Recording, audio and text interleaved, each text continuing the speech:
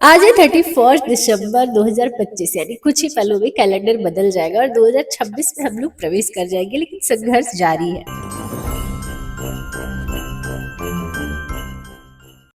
Hey everyone, good morning and welcome back to another video. तो friends, कैसे हो आप लोग? उम्मीद करते हो कि आप सब अच्छे हैं, स्वस्थ हैं, मस्त और अपनी स्टडी में व्यस्त है। फ्रेंड्स, तो दिसंबर फाइनली आज विदा हो जाएगा। जनवरी, उसके बाद फरवरी में नोटिफिकेशन देखने को मिल जाएगा इलाहाबाद हाई कोर्ट RO का। तो उल्टी गिनती शुरू हो गई है। प्रिपरेशन कितनी हुई है खुद को आंकिए, खुद को समझिए, क्योंकि बहुत समय अब नहीं बचा है। सो फ्रेंड, अभी एक कप चाय बना लेते हैं, क्योंकि सुबह सुबह और कोई काम हो नहीं सकता। ठंड बहुत ज़्यादा है, लेकिन पढ़ाई तो हो सकती है ना। तो एक कप चाय के साथ अपने दिन की शुरुआत कर लेते हैं। और जो लोग हमारे साथ नए जुड़े हैं, उनके लिए एक छोटा सा इंट्रो कि मैं UPPSC और टीचिंग एस्पिरेंट हूँ। परंपरा के अनुसार कंप्लीट करते हैं करंट अफेयर्स, उसके बाद ही कोई सब्जेक्ट पे जाते हैं, क्योंकि करंट अफेयर्स एक ऐसा सब्जेक्ट है जिसमें हर बार एक नया क्वेश्चन देखने को मिलता है। तो बहुत ज़्यादा बुरा फील होता है कि इतनी मेहनत के बाद भी क्वेश्चन बन क्यों नहीं रहे। क्योंकि कल शाम को मैं बैठी थी करंट अफेयर्स के क्वेश्चन सॉल्व करने, और काफ़ी क्वेश्चन हमारे गलत हो रहे थे। तो मुझे थोड़ी सी चिंता तो हो रही है कि कमियां कहाँ पे रह जा रही है, जिसकी वजह से हमारे क्वेश्चन गलत हो रहे हैं। क्योंकि ग्रुप ए से लेके ग्रुप डी तक की कोई भी वैकेंसी आप देखते हो, वहां पे आपको करंट अफेयर्स के क्वेश्चन देखने को मिल ही जाते हैं। हाँ, बस ये होता है कि थोड़ा सा कहीं हार्ड क्वेश्चन मिलते हैं, कहीं थोड़ा इजी क्वेश्चन मिल जाते हैं, बट क्वेश्चन तो मिलते हैं।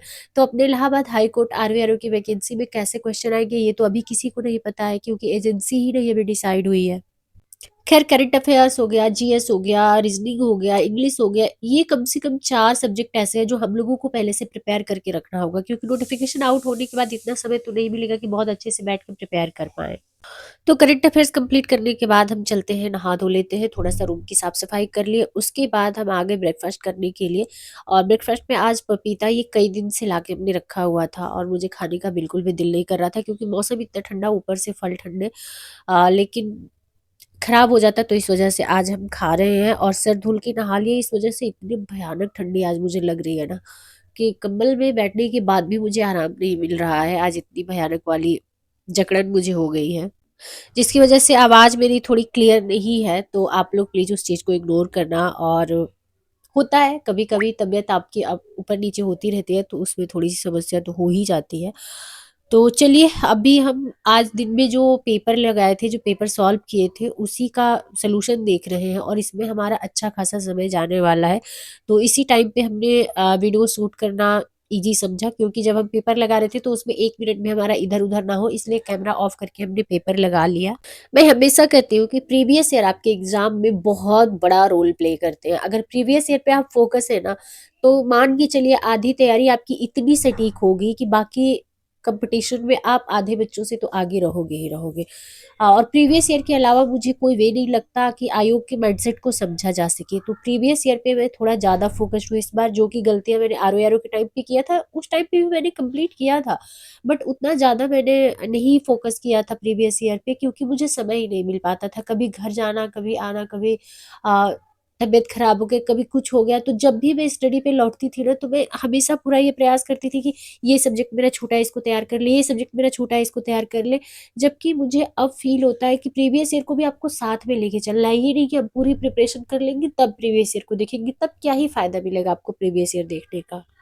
और प्रीवियस ईयर पे जब समय जाता था ना, तो ऐसा फील होता था कि अरे, इतना टाइम तो मैं प्रीवियस ईयर पे दे रही हूँ, तो बाकी स्टडी में कब करूंगी। लेकिन प्रीवियस ईयर वो की है ना, जिसको आप समझ गए, तो कंपटीशन आपके लिए बहुत आसान हो जाएगा।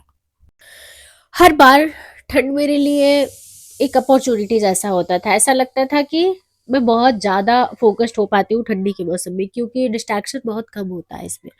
लेकिन क्या करें, जब से इस रूम में शिफ्ट हुए ना, तब से तबीयत का ऐसा लोचा हुआ है कि ठंड मेरे लिए एक श्राप जैसा लगता है। चलिए, अभी फिलहाल लंच बना लेते हैं। लंच में आज बना था चावल, दाल और आलू बैंगन का चोखा, जो कि बहुत दिनों बाद मैंने बनाया था। इस तरीके का कई दिनों से ऐसे रोटी किसी चीज़ के साथ खा लेती थी, कुछ शॉर्टकट दलिया खा लेती थी, ताकि प्रॉपर लंच बनाने का समय जो जाता है वो बच जाए हमारा। लेकिन कल बिल्कुल ही कुछ मैंने नहीं खाया था दिन में, जिसकी वजह से आज मुझे ऐसे फील हो रहा था कि थोड़ा-सा अच्छा खाना खाना चाहिए। तो इस वज़ह से मैंने चावल, दाल और चोखा बनाया, जो कि तबीयत नहीं सही रहता है तो उस टाइम के लिए भी रिफ्रेशिंग लगता है। उसके बाद मैं थोड़ी देर के लिए आराम करने लगी थी क्योंकि तबीयत नहीं सही, तो दवा खा के फिर चली गई थी मंडी, सब्ज़ी ले आई कुछ। उसके बाद हमने यहाँ पे पानी गरम कर लिया, क्योंकि अभी तो मैं गरम पानी ही पी रही हूँ लगभग 1 डेढ़ महीने से। फिर भी गला-वला सब क्लीन है, लेकिन नोज़ और आइज़ इतनी ज़्यादा अफ़ेक्टेड है इस बार ना, कि ऐसे बिल्कुल साँस नहीं लिया जा रहा है। अपना ख्याल पूरा ही रख रहे हैं, ये नहीं कहेंगे कि सेहत का ध्यान नहीं रख रहे हैं, बट जिस चीज़ से आपको एलर्जी होती है वो थोड़ी-सी भी चीज़ें आपको नुकसान कर जाती है। तो बस वही प्रॉब्लम मेरे साथ है। उसके बाद हमने 1 कप यहाँ पे काढ़ा बना लिया, और काढ़ा बनाने के बाद चलिए भाई पढ़ाई-लिखाई, क्योंकि यहाँ हम लोग इसी काम के लिए आए हैं। तो तबीयत अगर खराब भी होती है ना, तो थोड़ा-सा एडजस्ट करना पड़ेगा, क्योंकि तबीयत खराब होने पे छुट्टियाँ तो नहीं मना सकते, इतना समय अब अपने पास बचा नहीं है। इस समय की 2 चीज़ मुझे बहुत ज़्यादा परेशान करती है। एक तो बहुत ज़्यादा कपड़े पहन ओढ़ लेना, ऐसा लगता है कि शरीर पूरा बँध गया है, और दूसरा ये जो मेरी नोज़ एकदम ब्लॉक हो रखी है, इसकी वज़ह से थोड़ी-सी ज़्यादा मैं परेशान हूँ। ख़ैर कोई नहीं, एक मैंने टेक्स्ट बुक से पेपर सॉल्व किया था, और एक हमने अपने प्रैक्टिस सेट वाली जो बुक है उससे एक पेपर मैंने सॉल्व किया था। तो दोनों पेपर का एनालिसिस कर रही हूँ आज मैं, तो इस वज़ह से समय बहुत ज़्यादा इसमें जा रहा है। लेकिन जितना भी समय जाएगा इस बार प्रीवियस ईयर पे और रिवीजन पे सबसे ज़्यादा समय देना है, क्योंकि आरओ-एआरओ में ऐसा नहीं कि पढ़ाई मैंने कम करी थी। कोई भी ऐसा आरओ-एआरओ का क्वेश्चन नहीं था जो ऐसा लगा हो कि मेरी नोटबुक से बाहर का क्वेश्चन है। 2 क्वेश्चन थे जो मैंने उस टाइम पे बताए थे, उसके अलावा कोई ऐसा क्वेश्चन नहीं था 140 क्वेश्चन में से जो मेरे नोटबुक से बाहर के रहे हो।